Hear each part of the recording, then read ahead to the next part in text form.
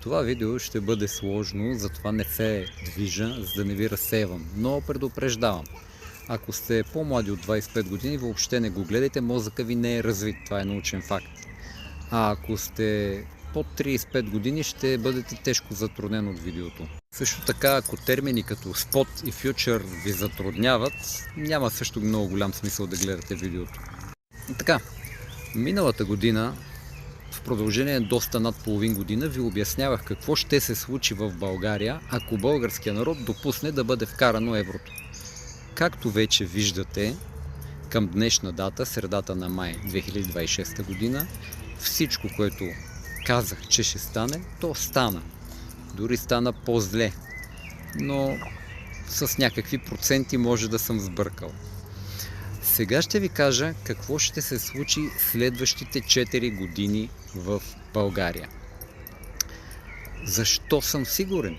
Скоро излезе една много интересна информация. И така, това, което ще стане следващите 4 години в България, се определя от нещо ключово, случило се 2014 година.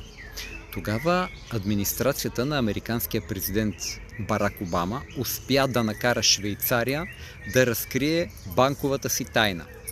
В този момент всички корумпирани политици по света престанаха да държат парите си в Швейцария и почнаха да ги държат на няколко други места.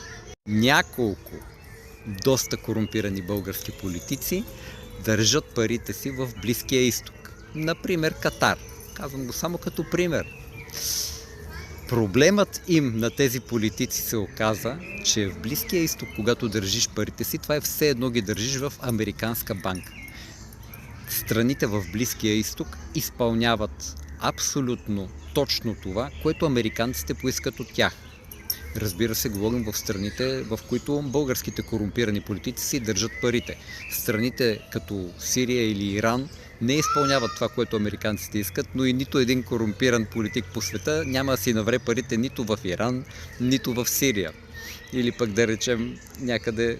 И така, тези политици, които си държаха парите, тук все още сме в историческия преглед, след малко ще кажа какво ще стане, просто за да разберете.